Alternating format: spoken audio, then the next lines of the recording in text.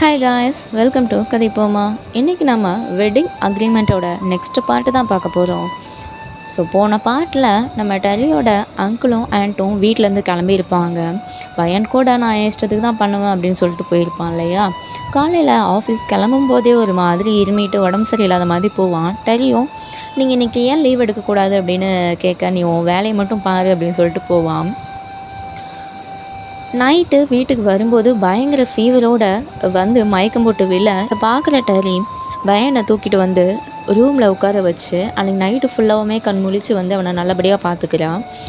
அடுத்த நாள் காலையில் வந்து மார்னிங் காஃபி கொடுத்துட்டு பிரேக்ஃபாஸ்ட்டெல்லாம் சமைச்சு கொடுக்குறான். இவ்வளோ நாள் இதெல்லாம் உனக்கு தேவையில்லாத விஷயம், நீ உன் வேலையை பாரு அப்படின்னு சொல்லிகிட்டு இருந்தவன் இப்போது அவள் கவனிக்கிறதெல்லாம் பார்த்துட்டு ஃபுட்டையும் என்ன பண்ணுறான் அப்படின்னா சாப்பிட ஆரம்பிக்கிறான். ஸோ பிரேக்ஃபாஸ்ட் முடிஞ்சுட்டு லஞ்சுக்காக எங்கள் கிச்சனில் டெரியும் அந்த கிராண்ட்மாவும் உட்காந்து சமைச்சிக்கிட்டு இருப்பாங்க. அப்போ நம்மளுடைய சாரா வந்து பயானை பக்கம் வந்திருப்பான். ஸோ கதவை யார் ஓப்பன் பண்ணுறா அப்படின்னா டெரி தான் போய் ஓப்பன் பண்ணுவாள். ஸோ நீங்கள் யார் அப்படின்னு கேட்குறப்ப, என்னோடய பேர் சாரா, நான் பயான் பார்க்கலாமா, அவன் இருக்கானா அப்படின்னு சொல்லிட்டு கேட்குறப்ப, இல்லை நான் அவங்கக்கிட்ட போய் கேட்டு வந்துடுறேன் அப்படின்னு சொல்லிட்டு டெரி உள்ளே வருவா. பட்டு கேட்க மாட்டா. அந்த பாட்டியை தான் போய் அனுப்பி விடுவா, நீங்கள் வந்து கேளுங்க அப்படின்னு சொல்லிட்டு. அந்த கிராண்ட்மாவும் போய் பயான் கேட்டால், உன்னை பார்க்க ஏதோ ஒரு கெஸ்ட் வந்திருக்காங்க, கீழே தான் இருக்காங்க அப்படின்னு சொல்லிட்டு சொல்லி அனுப்புவாங்க. பயானும் கேட்பான், டெரி எங்கே போனா, அவள் வீட்டில் தானே இருந்தா அப்படின்னு சொல்லிட்டு. இல்லை அவங்க வந்து வெளியே போயிருக்காங்க அப்படின்னு அந்த கிராண்ட்மா வந்து சொல்லுவாங்க. சரி அப்படின்னு சொல்லிட்டு யார் அப்படின்னு போய் பார்த்தா சாரா தான் கீழே உட்காந்துக்கிட்டு இருப்பான். ஸோ சாராவை பார்த்த உடனே சாரா வந்து பையனை ஹக் பண்ண, இதை கிராண்ட்மா பார்த்து கையில் இருக்க கிளாஸையும் கீழே போட்டுருவாங்க. ஸோ உட்காந்து பேச ஆரம்பிப்பாங்க. உனக்கு உடம்பு சரியில்லைன்னு கேள்விப்பட்டேன், உன்னோட ஒர்க்கில் சொன்னாங்க, நீ ஒர்க்குக்கே வரல அப்படின்னு சொல்லிட்டு, அதனால தான் பார்க்க வந்தேன் அப்படின்னு சொல்லிட்டு ஒரு பொக்கையை வாங்கிட்டு வந்திருப்பான். இப்போ பழைய ஃப்ளாஷ்பேக் வந்து காட்டுறாங்க, எப்படி வந்து இவன் வந்து ப்ரப்போஸ் பண்ணான் அப்படின்னு சொல்லிட்டு. 2 பேருமே வந்து அக்வாரியம் போயிருப்பாங்க.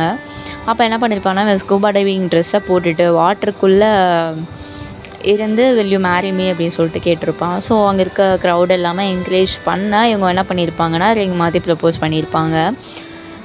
ஸோ அந்த சீனை கட் பண்ணி ஈவினிங்கே ஆயிரும். பட் டெரி இன்னுமே வீட்டுக்கு வர மாட்டா. இதை பார்க்குற பையனும் வந்து கால் ட்ரை பண்ணிக்கிட்டே இருப்பாள். பட் வந்து கால் அட்டன் ஆகாது. அந்த கிராண்ட்மாவும் அவங்களோட வேலையை முடிச்சுட்டு கிளம்புற நேரமாக இருக்கும். ஸோ டெரி எங்கே போனான்னு உங்கள்கிட்ட சொன்னாலா எதுவும் அப்படின்னு கேட்குறப்ப, இல்லை என்கிட்ட எதுவும் சொல்லலை அப்படின்னு சொல்லிட்டு அந்த கிராண்ட்மா வந்து காண்டாங்கேருந்து கிளம்பி போயிடுவாங்க. இவனும் ரொம்ப நேரம் வெயிட் பண்ணி பார்ப்பான். நைட்டு ரொம்ப நேரம் கழித்து தான் டெரி வந்து வருவாள். ஸோ அவள் உள்ளே வரும்போதே லைட்லாம் ஆன் ஆகும். யார் அப்படின்னு பார்த்தா பயான் தான். வந்து நீ எங்கே போன சொல்லாமல் கொள்ளாமல், ஃபோன் பண்ணாலும் ஸ்விட்ச் ஆஃப்னு வருது, எதுவும் சொல்லிட்டு போக மாட்டியா அப்படின்னு சொல்லிட்டு கேள்வி மேலே கேள்வியாக கேட்பான். நான் ஏன் இதெல்லாம் உன்கிட்ட சொல்லிவிட்டு வெளியே போகணும், இதெல்லாம் நம்ம மேரேஜ் கான்ட்ராக்டில் எதுவுமே கிடையாதே, அதான் உன்னோட லைஃப் நீ பர்சனலாக வாழ்வேன், என்னோட லைஃப் வந்து நான் பர்சனலாக வாழ்வேன், நம்ம அப்போவே பேசிட்டோம் இல்லையா, நான் இங்கே வந்து உன்னோட ஒய்ஃபாக வந்து நடிக்க தானே செய்கிறேன், இதெல்லாம் நான் ஏன் உங்ககிட்ட இன்ஃபார்ம் பண்ணணும் அப்படின்னு சொல்லிட்டு 2 பேருக்கும் பயங்கரமாக ஆர்கியூமெண்ட் நடக்குது. இந்த நைட்டு வந்து அப்படியே போக அடுத்த நாள் வந்து டெரிக்கு வந்து பிரேக்ஃபாஸ்ட் சமைச்சிக்கிட்டு இருப்பான். ஸோ என்றைக்குமே கிச்சன் பக்கம் வராதவன் வந்து டெரி பக்கத்தில் உட்காந்துட்டு, என்ன சமைக்கிறேன், நானும் எதாவது ஹெல்ப் பண்ணவா அப்படின்னு சொல்லிட்டு பேச்சு கொடுத்துக்கிட்டே இருப்பான். ஏன்னா நைட்டு தான் அப்படி பேசிட்டான் இல்லையா, ஸோ சமாதானப்படுத்தணும் அப்படின்னு சொல்லிட்டு பேச்சு கொடுக்க ஆரம்பிப்பான். ஸோ என்ன சமைக்கிற, நாங்கள் டேஸ்ட் பார்க்கலாமா அப்படின்னு சொல்லிட்டு டேஸ்ட் பண்ணிட்டா நல்லா இருக்குது அப்படின்னு பேசிக்கிட்டே இருப்பான். ஸோ அப்படி பேசுகிறப்ப தான் பையன் வந்து கேட்பான், என்ன நீ எப்போவுமே வந்து ஹிஜாப் வியர் பண்ணிக்கிட்டே இருக்க, வீட்டில் தானே இருக்க, அதுவும் ஹஸ்பண்ட் முன்னாடி தான் இருக்க, ஏன் ஹிஜாபை வந்து யூஸ் பண்ணாமல் ஃப்ரீ ஹேரோட இருக்கக்கூடாது அப்படின்னு சொல்லிட்டு கேட்பான். ஏன் அப்படின்னா முஸ்லீம்ஸில் ஹஸ்பண்டை தவிர்த்து வேறு யாரும் முன்னாடியும் வந்து ஹிஜாப் இல்லாமல் இருக்க மாட்டாங்க. ஸோ அதனால் இவன் அதை மென்ஷன் பண்ணி கேட்குறப்ப, அப்படி ஒரு லுக் கூடுவா என்னது ஹஸ்பண்ட் முன்னாடி அப்படின்னு சொல்லிட்டு, இல்லை வீட்டில் தானே இருக்க, அது யூஸ் பண்ணாமல் இருக்கலாம் இல்லையா, ரொம்ப ஹாட்டாக இருக்குல்ல அப்படின்னு சொல்லிட்டு சொல்லும்போது, ஓகே அப்படின்னு சொல்லிட்டு மண்டே மட்டும் அடுவா எதுவுமே சொல்ல மாட்டா. நம்ம இன்றைக்கி வெளியே போய் சாப்பிட்லாமா அப்படின்னு பையனு கேட்பான். இல்லை க்ராசரி வாங்கிக்கலாம், நம்ம வீட்லேயே சாப்பிட்லாம் அப்படின்னு டெரி சொல்ல 2 பேரும் க்ராசரி ஷாப்பிங் போவாங்க. அங்கே எல்லாமே ஷாப்பிங்லாம் பண்ணிவிட்டு வீட்டுக்கு வந்த உடனே டெரி கேட்பான், நான் இன்ஸ்டன்ட் நூடுல்ஸ் வாங்கியிருக்கேன், அதை வந்து சமைக்கலாமா அப்படின்னு சொல்லிட்டு. எனக்கு இன்ஸ்டன்ட் நூடுல்ஸ் சமைக்க போறியா, அதுக்காடி 1.5 மணி நேரம் ஷாப்பிங் பண்ணிட்டு வந்தோம், ஏன் அது சமைக்கணுங்கிற பாரு, எனக்கு வந்து இப்போது இன்ஸ்டன்ட் நூடுல்ஸ் வந்து சாப்பிடணுன்னு பயங்கர ஆசையாக இருக்குது, அது சாப்பிட்லாம் அப்படின்னு சொல்லிட்டு அவனையும் சமாளிக்க, அவனும் சரி நம்ம சாப்பிட்லாம் அப்படின்னு சொல்ல 2 பேரும் இன்ஸ்டன்ட் நூடுல்ஸ் வந்து சமைச்சு சாப்பிட்டுக்கிட்டு இருப்பாங்க. அடுத்த நாள் காலையில் டெரிக்கு வந்து ஒரு கான்ஃபரன்ஸ் இருக்கும். ஸோ அதை அட்டென்ட் பண்ண அவள் கிளம்பிக்கிட்டு இருப்பாள். அப்போ பயன் ஓடி வந்து, என்ன காலையில் எங்கே கிளம்புற? நான் இன்றைக்கி ஒரு ஃபேமிலி ஃபங்க்ஷன்ஸ் இருக்குது அப்படின்னு சொல்ல, ஃபேமிலி ஃபங்க்ஷனா? நீ இதை பற்றி எதுவுமே சொல்லவே இல்லையே. அதான் இப்போ சொல்லிட்டேன்ல, இப்போ போகாத, இன்றைக்கி நீ வந்து வீட்டில் இரு அப்படின்னு சொல்ல, அங்கே வந்து எல்லாருமே வந்துட்டாங்க, நம்ம போய் தான் ஆகணும் அப்படின்னு சொல்லிட்டு சொல்லுவாள். அது வந்து இவங்க இருக்கிற இடத்துலேருந்து ரொம்பவே லாங் டிஸ்டன்ஸில் இருக்கும். சரி இந்த காரில் போகாத, இதெல்லாம் லாங் டிஸ்டன்ஸ்க்கு செட் ஆகாது அப்படின்னு பயான் சொல்ல, ஏன் இது வரைக்கும் பண்ண எல்லா பிஸ்னஸ் ட்ரிப்பும் நான் இந்த காரில் தான் பண்ணியிருக்கேன், அப்போல்லாம் எந்த பிரச்சனையும் வந்ததே கிடையாது அப்படின்னு சொல்ல, அடுத்து பயான் என்ன சொல்லுவான் அப்படின்னா, இஸ்லாத்தில் மனைவி கணவன் சொல்ல தட்டக்கூடாதுன்னு இருக்குது, அதனால் என் பேச்சை கேளு அப்படின்னு சொல்லிட்டு சொல்லுவான். ஓ சார், இப்போ இதெல்லாம் ஃபாலோ பண்ண ஆரம்பிச்சிட்டிங்களோ? இஸ்லாத்தில் பொய் சொல்லக்கூடாதுன்னு தான் இருக்குது, அதை இப்போ நீங்கள் ஃபாலோ பண்ண போகிறீங்க அப்படின்னு கேட்டுட்டு அங்கேருந்து கிளம்பிடுவான். இவனுக்கும் என்ன பண்ணணும்னு தெரியாது. போகிற வழியில் என்ன இருக்கும் அப்படின்னா, டோல்கேட் இருக்கும். ஸோ நம்ம சைட்லாம் கார்டு ரீசார்ஜ் பண்ணி வச்சுருப்போம் இல்லையா, அந்த டோல் பாஸ் பண்ணுறதுக்காக. அந்த மாதிரி அவளும் ஒரு கார்டு வச்சுருப்பா. பட் வந்து அந்த டைமில் வந்து பேலன்ஸ் வந்து இருக்காது. பக்கத்தில் எமி இருப்பா. பட் அவளும் கார்டு வந்து எடுத்துகிட்டு வந்திருக்க மாட்டாள்.